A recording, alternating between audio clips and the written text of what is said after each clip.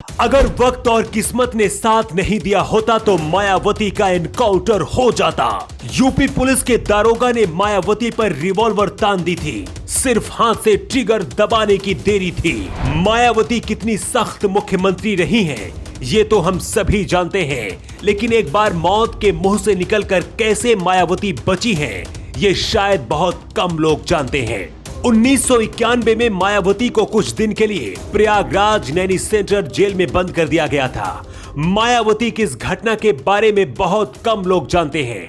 मायावती के एनकाउंटर करने वाला दारोगा कौन था, कैसे मायावती बची, इस पूरी घटना को काशीराम और मायावती के बहुत करीबी रहे सरवर हुसैन ने भी बताया था, जो खुद इसके चश्मदीद गवाह थे। मामला बुलंदशहर का है, जहां मायावती और एक डीएम के बीच मतपत्र देखने के लिए छीना झपटी और हाथापाई हो गई थी।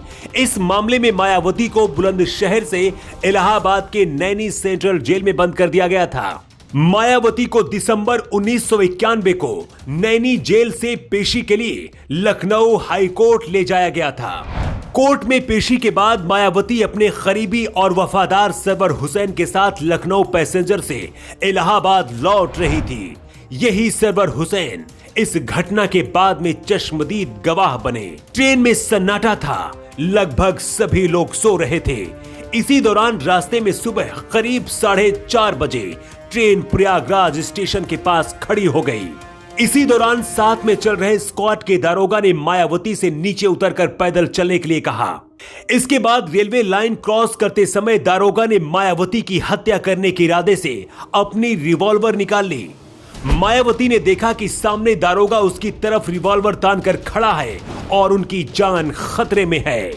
मायावती ने इस दौरान चिल्लाते हुए सरवर हुसैन को आवाज लगाई और कहा, सामने मस्जिद है, लोग इकट्ठा हैं, आवाज लगा दो वरना ये दारोगा हमें मार डालेगा। शायद इस दौरान मायावती की आवाज उसी कोच में सफर कर रहे आर्मी के जवानों तक भी पहुंच गई। आर्मी वालों ने दारोगा को खबरदार करते हुए कहा, गोली मत चलाना। आर्मी के जवान कितने खतरनाक होते हैं ये पुलिस वाले भी जानते हैं।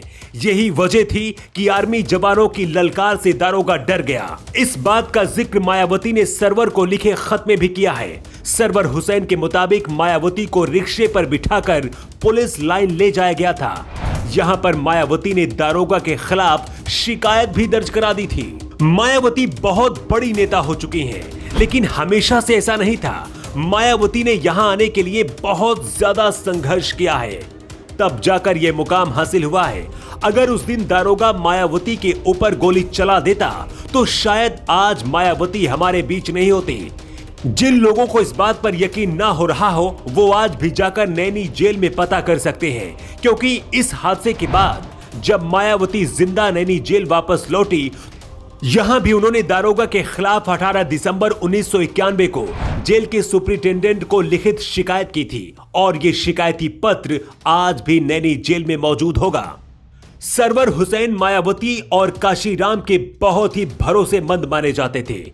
20 नवंबर 2017 को सरवर हुसैन ने इस दुनिया को हमेशा के लिए अलविदा कह दिया था, लेकिन इससे पहले इस पूरी घटना का उन्होंने जिक्र दैनिक भास्कर को दिए एक इंटरव्यू में किया था। इस घटना के 4 साल बाद ही पहली बार मायावती मुख्यमंत्री बन गई थी। इसके बाद अब तक उत्तर प्रदेश की 4 बार मुख्यमंत्री मायावती रह चुकी हैं। हालांकि मायावती की हत्या करने वाला दारोगा कौन था, इस बात का अभी तक पता नहीं चल पाया है। लेकिन इस पूरी घटना को लेकर आपका क्या कहना है, अपना जवाब कमेंट बॉक्स में जरूर दें। न्यू टाइम्स के लिए ब्यूरो रिपोर्ट।